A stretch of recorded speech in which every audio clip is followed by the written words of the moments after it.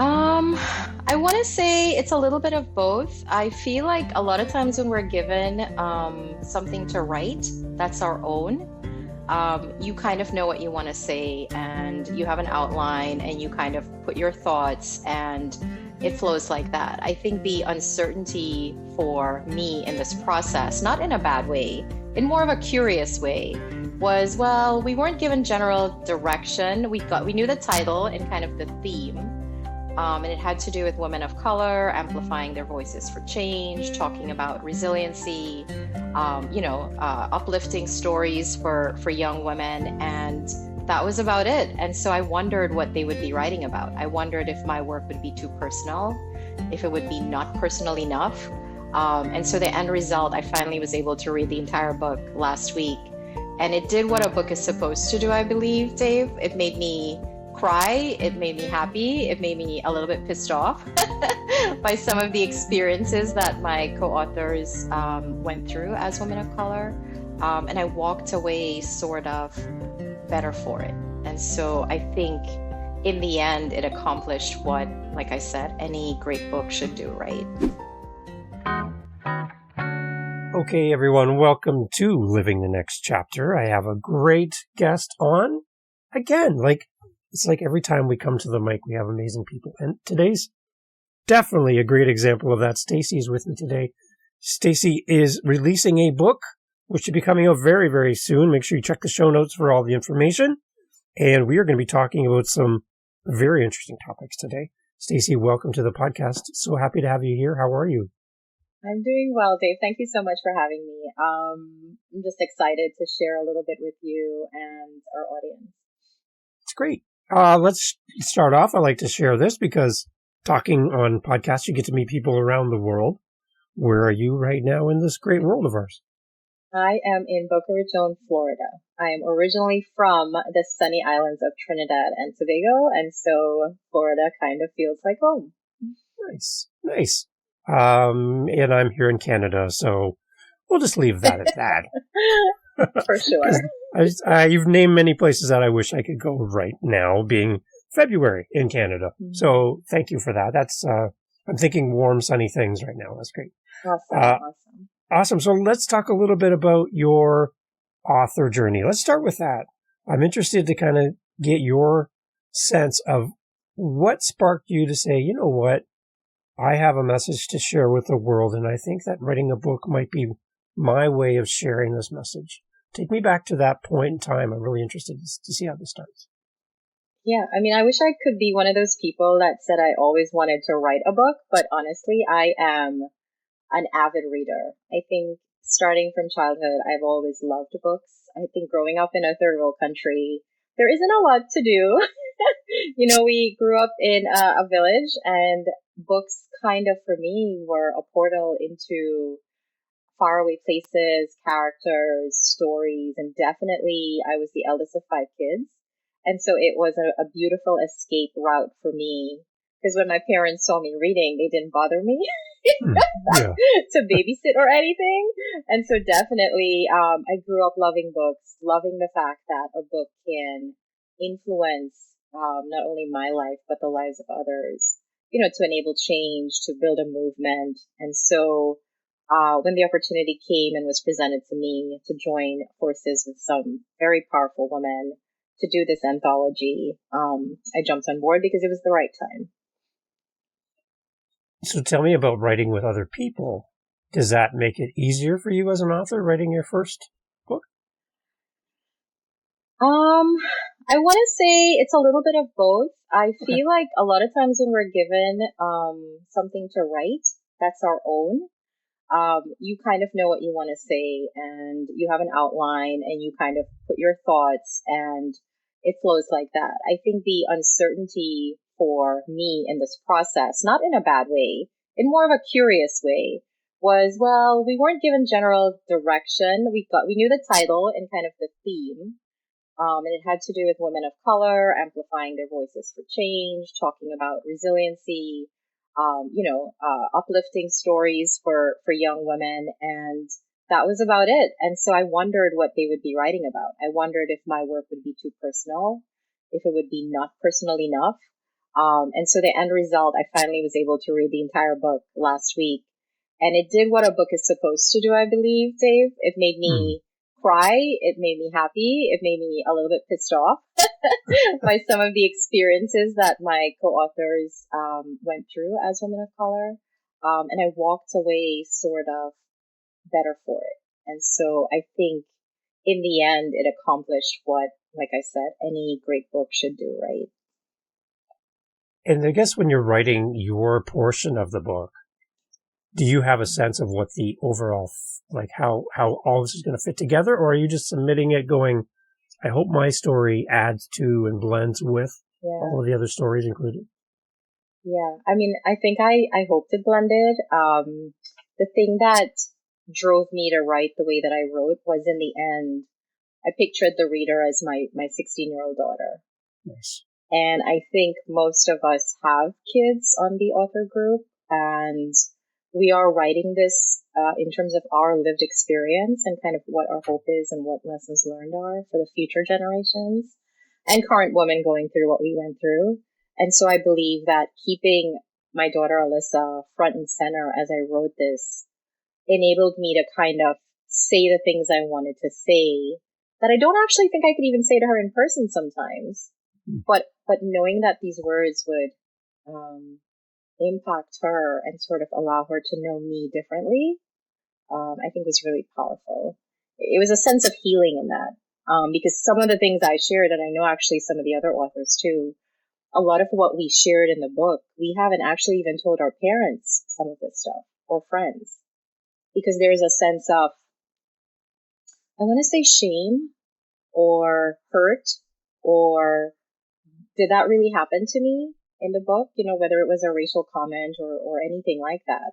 And to some extent, we all muscled through those experiences. Yeah, it made us tougher and stronger and so forth. But it also took a little bit. It took away from us certain things: the ability to truly feel safe in a work environment, the ability to truly be seen. By more than just initially the color of your skin. And so it runs the gamut of those experiences. And, you know, as an immigrant child, I don't think that our immigrant parents understood some of the challenges we were having in this quest for a better life in America, in Canada. And so it's an international compilation. And I think that makes it so rich because we're coming at this from different lived experiences. But I got to tell you, when I read it, there were similar enough themes and heroes' journeys that I was like, yes, that is something that we can dig into in the future, right? And so I don't know, yeah. So, I love the idea that this is a community writing a book. Right. It's not a single person with one point of view and one lived experience. It's a combination of voices together. And then that, I think you get a different reading experience, really, for the reader. So, was there like a mission for the book when this was presented to you? It really was, you know, along the lines of courage and resiliency. And, you know, those two, to channel Brene Brown, you know, those two can't channel properly without vulnerability. And the fact that we had to get that vulnerable and that raw and that in your face about certain experiences lent itself to the experience of reading the book. And not every author got as deep as some did. So it's not, oh my God, the book from chapter cover to cover is a heavy reading. Some of the chapters were really more lighthearted, right? Some of them were more very corporate. Like you've got some powerhouses in there, right? We've got a psychologist, like, you know, we've got a newscaster, you know, I bring to the table strategic planning and emergency management. So IT, right? Like Black women in IT. And so you've got this gamut of not only rich cultural experiences, but industry experiences that I think really is powerful given today's challenges, you know, with the women leaving the workforce in massive numbers, and just coming out of the pandemic in another transition year where we're all just trying to find what really makes us happy. And there's this big thrust right now on DEI, DEIA, the LGBTQIA community, like all of these things. And I feel like the richness of each author's chapter taken together leaves you with a sense of growth yourself. Doesn't matter where you are from or what season you are in life. I think you take away something that allows you to look at something differently, approach someone differently, reflect on maybe an experience you had that you didn't understand. And I think that is super empowering for anyone that kind of reads it, right? I think our goal is to kind of leave the world a little bit better after reading it, right? And after writing it, certainly. So we talked before we hit record that you've gone through a change in vocation and you've moved to a new coaching program and helping people. Can you talk a little bit about what you've learned in your past career that you bring forward into what you're doing today? Yeah. So, I mean, when I went to college, in my experience, certainly, I came here and I lived in New York and Maryland, and lived in Washington for 20 years before migrating to Florida. And so my corporate experience, if you will, coming out of college entailed some, Fortune 100 companies. So IBM, Morgan Stanley, Bank of America. I started my career in the federal government with Homeland Security.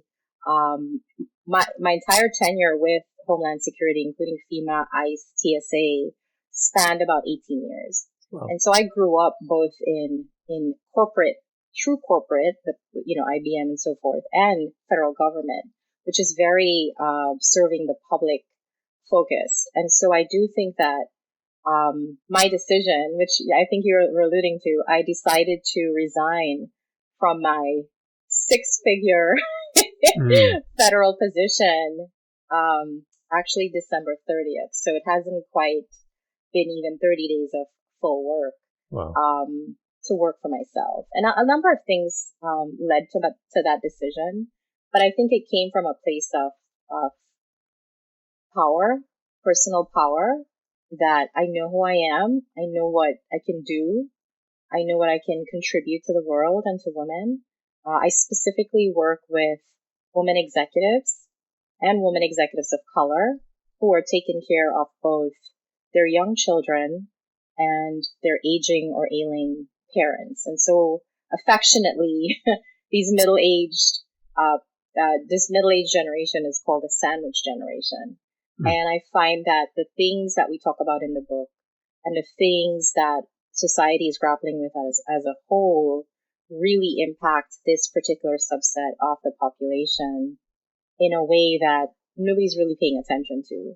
And I myself am in that generation, the sandwich generation. And when I showed up and asked for help a couple of years ago when things were just really bad, I mean, to the point where, and you'll read a little bit about it in the book, I don't want to give it away, but, I had a situation where I got so sick, I had emergency surgery and completely flatlined, and twice.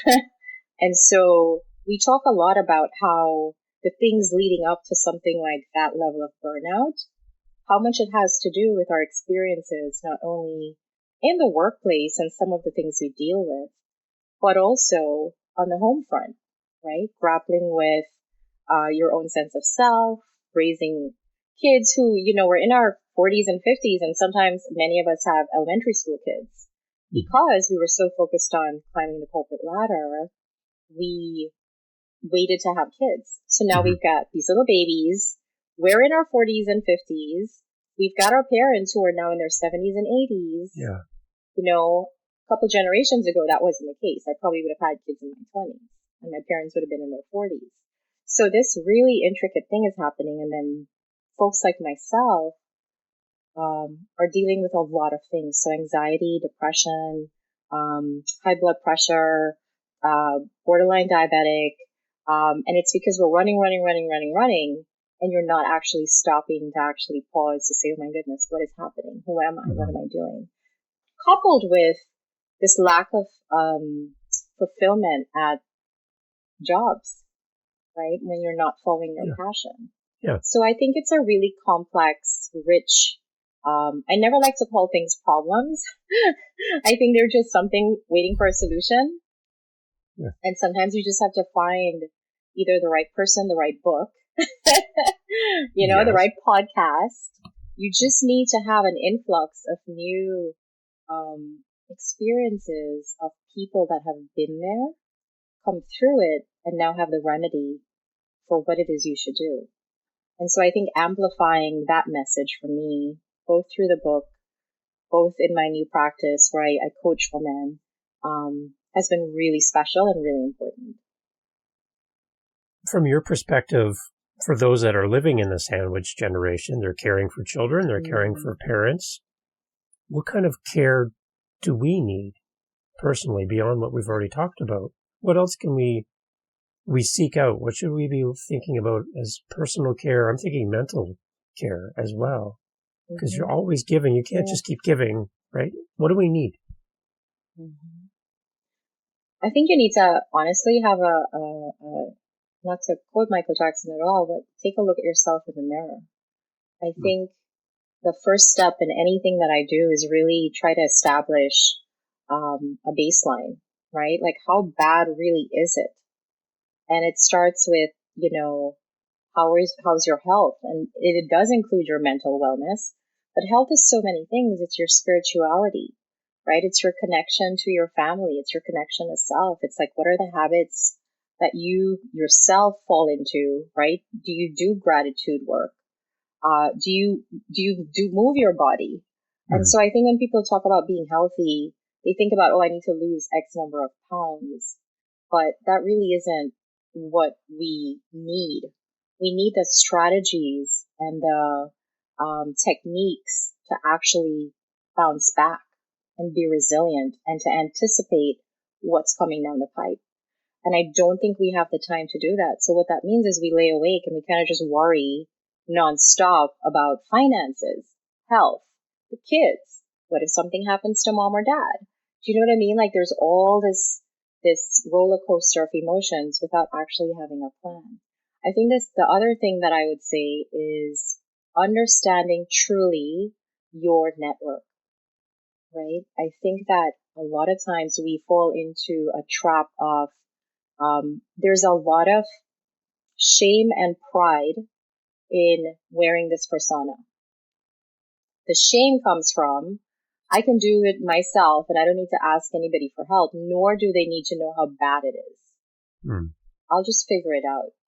Meanwhile, you're drowning in finances because maybe you didn't take that promotion or you didn't take that executive position or you did.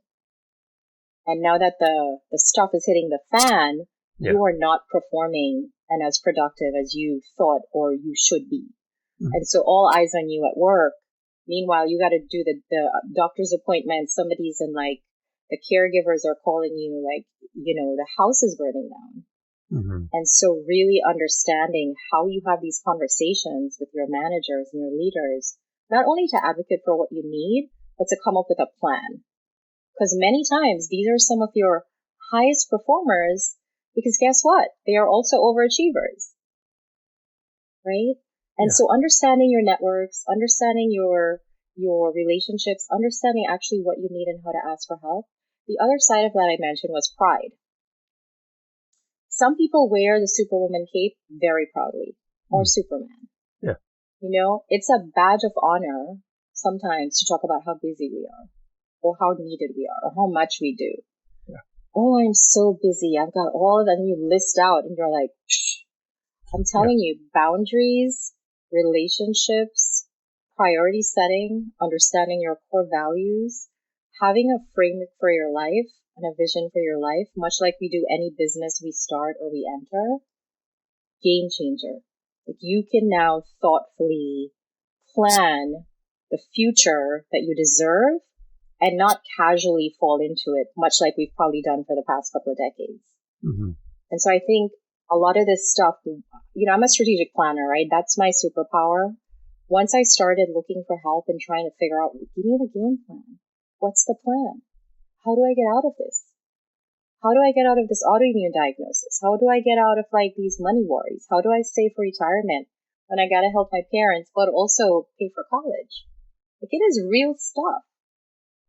And nobody kind of had the plans for me. So I took every coaching I could do. I'm a nerd at heart, Dave. Mm-hmm. You know, I read a bunch of books. I looked for common themes. You know, my ability to take a massive amount of data and neck it down into 12 steps is what I did. Mm-hmm. You know, and then I called my friends that I knew were going through something similar. And I think when I say pride and shame, when I talk to these women that I love dearly and have known for years, I didn't know what was really going on with them.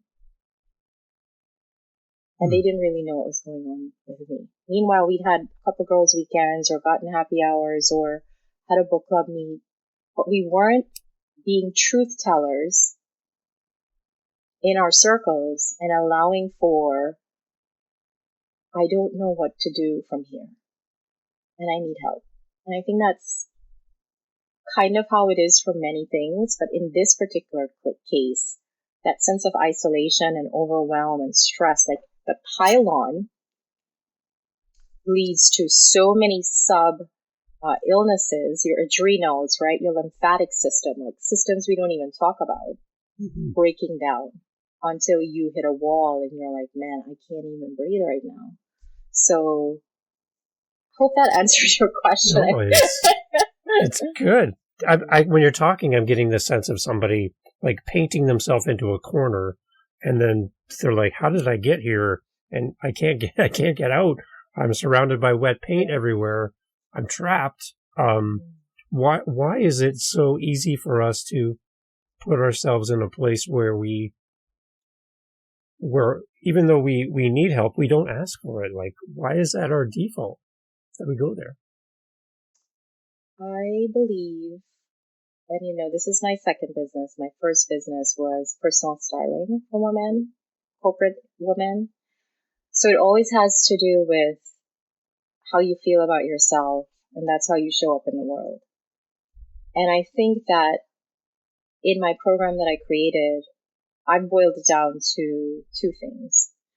One is, and I'm not a scientist or a psychologist, this is just my expertise and what I think and what I bring to my clients. I think it's fear of failure. And I think it's feelings of unworthiness. And when I say fear of failure, like, no one really wants to put their hand up and talk about what you just said, because the social media reel shows us everything is okay. Perfect. Yeah. And then on the other hand of it, that sense of unworthiness, you know, for me personally, I'll just use myself. I moved up the ladder so quickly, I had whiplash. And when I got to the top and looked around, there was nobody my age, my complexion. There was just nobody for me to be like, ooh, do you know what I'm going through or what I'm feeling? And there's also a lot of imposter syndrome, and you read it in the book. A lot of, wow, I am where I am. I made it up here really quickly, hard work, dedication, working harder than anybody else. I'm up here and I'm like, oh my God, who am I? What is my true, you know, I'm wearing this identity. Perfect mom, perfect worker, perfect daughter, perfect friend, right? Perfect parent, right? Showing up with brownies to school. I mean, the personas and the identities are so overwhelming. And that really stems from loving yourself, maybe not enough, but if you did love yourself enough, the ability to say no, the ability to prioritize, the ability to sort of put things in perspective, the ability to frankly take money and invest in yourself. The first time I spent a couple of $1,000s on myself for like coaching, I wanted to throw up because I could have used that money for so many things. Yeah. Right? Fixing I think I blogged about this.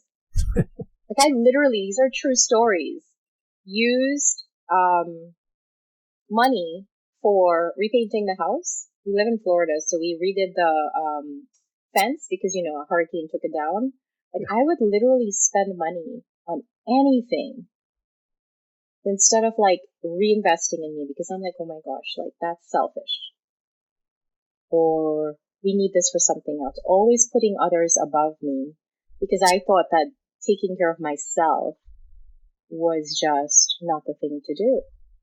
And I think a lot of people that I'm realizing, Dave, as I'm doing this work, I hone in on women because we are more apt to be as vocal as we are about these things. Yeah. But more and more men are approaching me. And I'm talking about military guys, like guys that are CEOs, and they're like, I feel the same way, and I have nobody to talk to. You seem kind of approachable.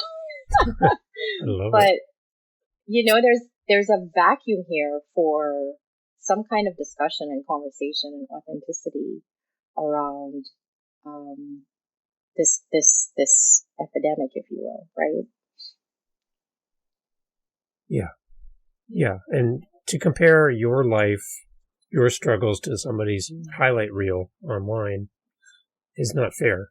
And then you start to question everything, right?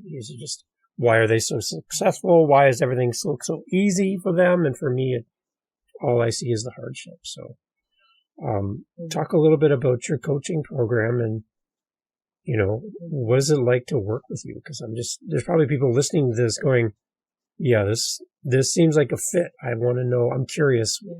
What is it like to work with Stacey? So can you give us a behind the scenes of that?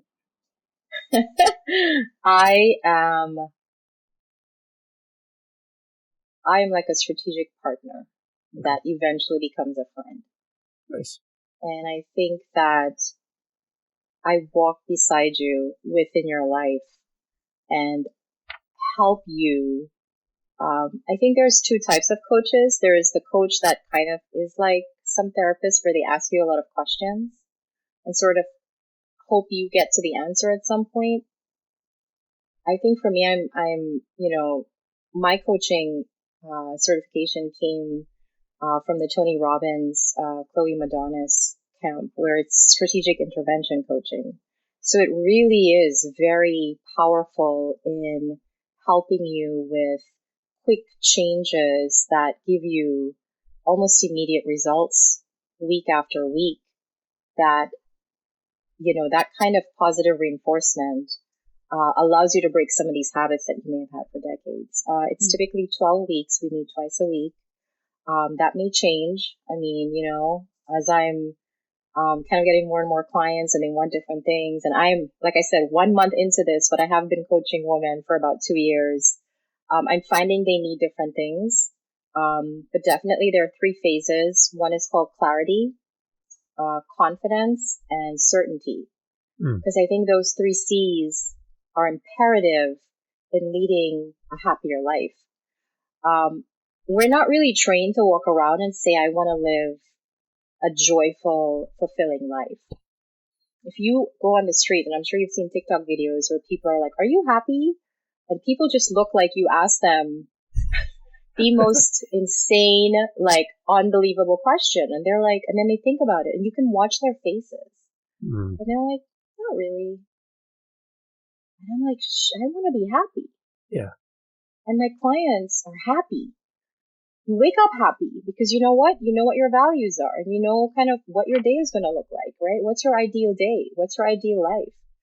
My husband and I, we've been married 20 years this year. God bless me and him. Yeah, there you go. But a couple of years ago, Dave, we were just married and living like roommates and still deeply in love, but functioning on autopilot. My coaching really gets you out of autopilot and back into the driver's seat of your life.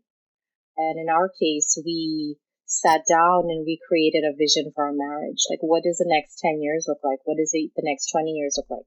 Who do we want to be as parents? Who do we want to be as friends? Who do we want to be as investors?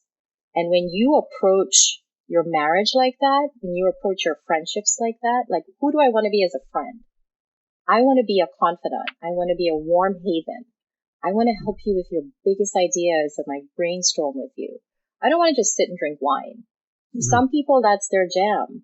But really having these conversations with someone where they're really, really invested in you, for me, that was like, wow, nobody's ever been this on Team Stacey and helped me to do that. And now that's what I do for people.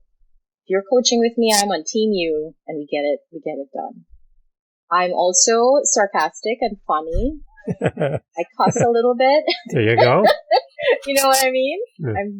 I'm from the islands, so we're going to do a little bit of dancing, but, we have fun, right? Yeah. I mean, we have fun, but we get it done. And I think taking back control, regaining your self of confidence, having a plan. This kept coming up time and again. I just need a plan.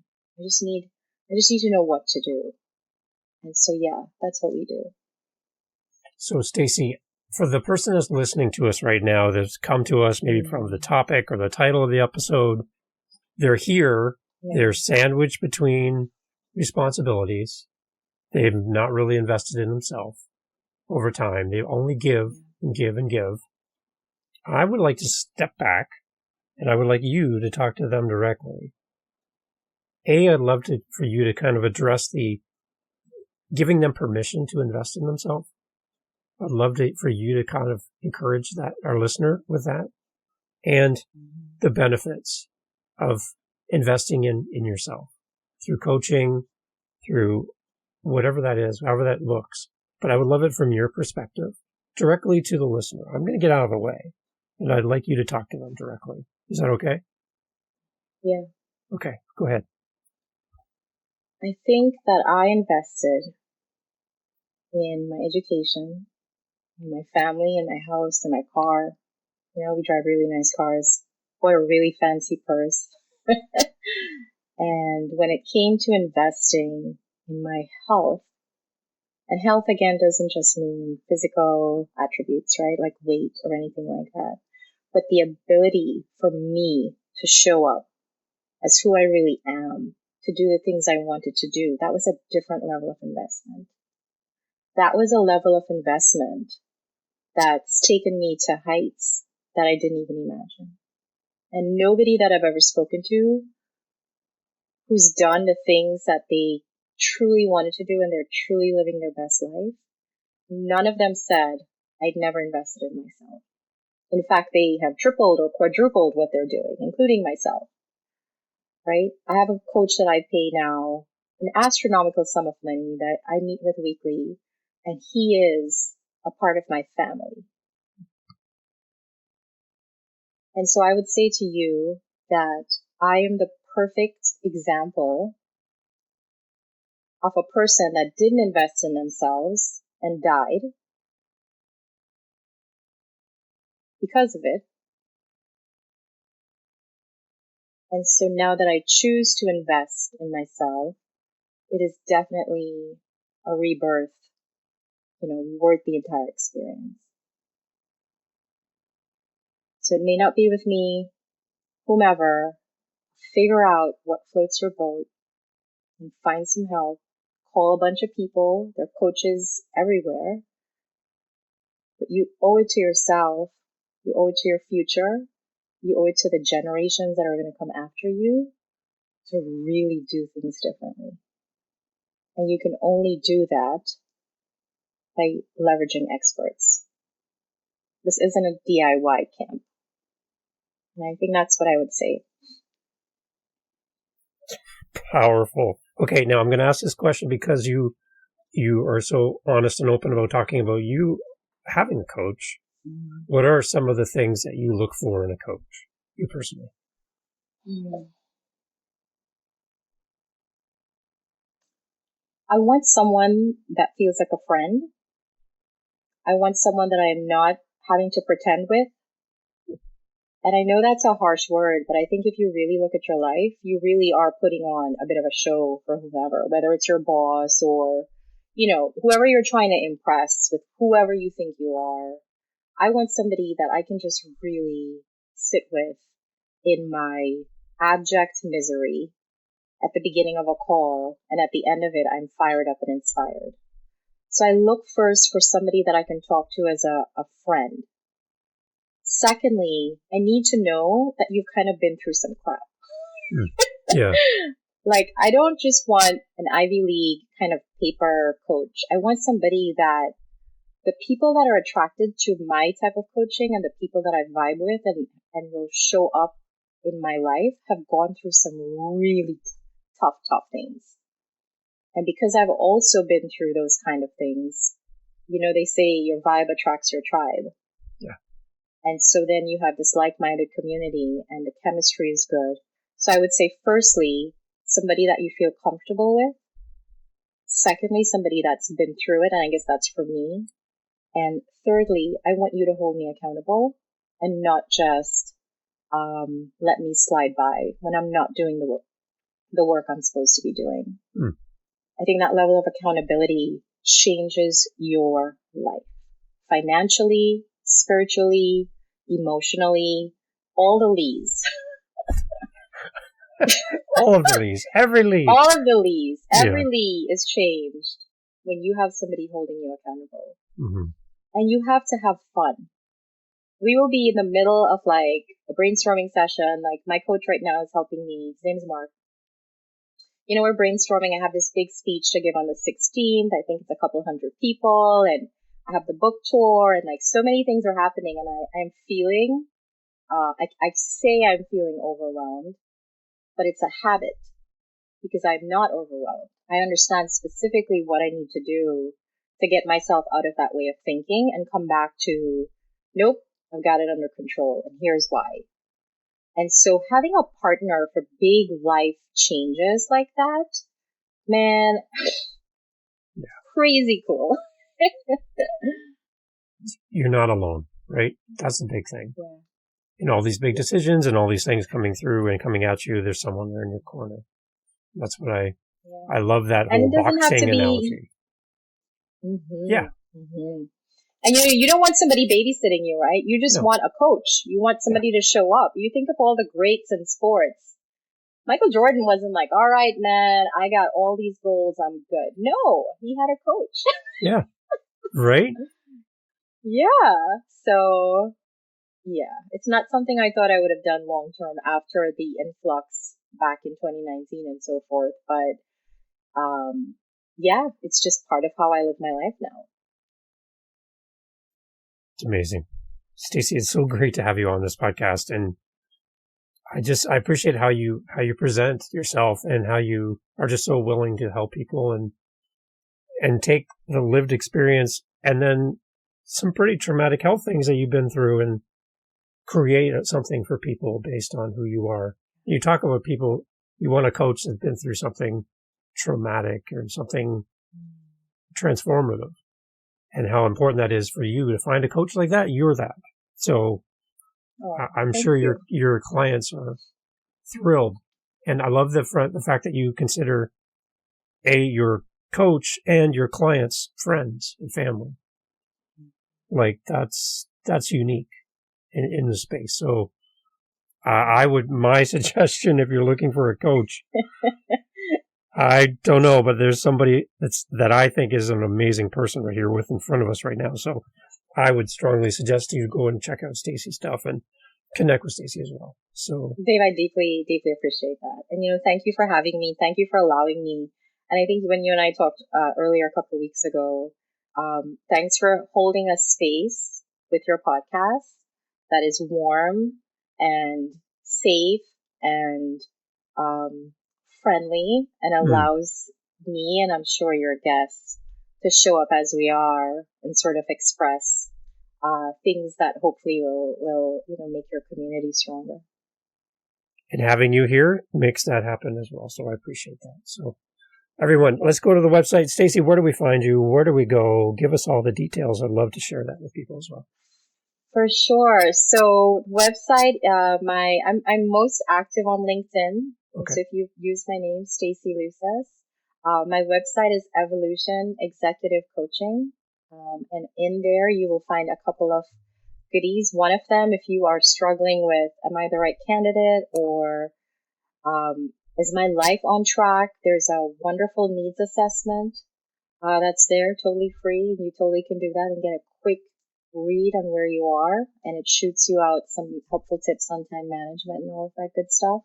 I'm happy to offer a complimentary 45-minute clarity session.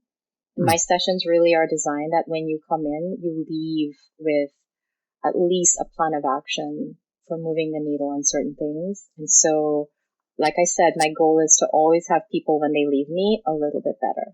Nice. So definitely take advantage of these things. And I wish you guys all the best. And the same person that's here with us today on this podcast episode is the same person that's answering those messages when you reach out. So if you had any sense of Stacey here in the episode, that's what you're going to get when you talk to Stacey. So I think you've already got some great warm leads just by listening today and participating with the episode. Thank you, Stacey, for being here. And thank you for offering such great value to our community. Appreciate it. Thank you. I appreciate you. Awesome.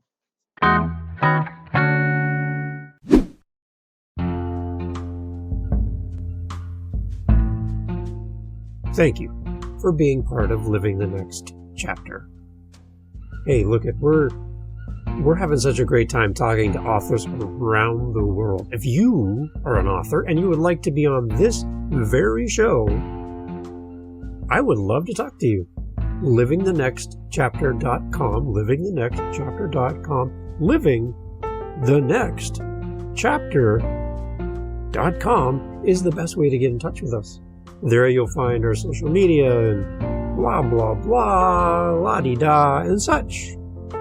You, author, soon-to-be author, new author, currently writing your book author, published author, we need you here. The seat's empty, microphone set up, we're waiting for you. livingthenextchapter.com. We would love to have you on the podcast. Yeah, I'm talking to you. Yeah, you should be here. See you at livingthenextchapter.com.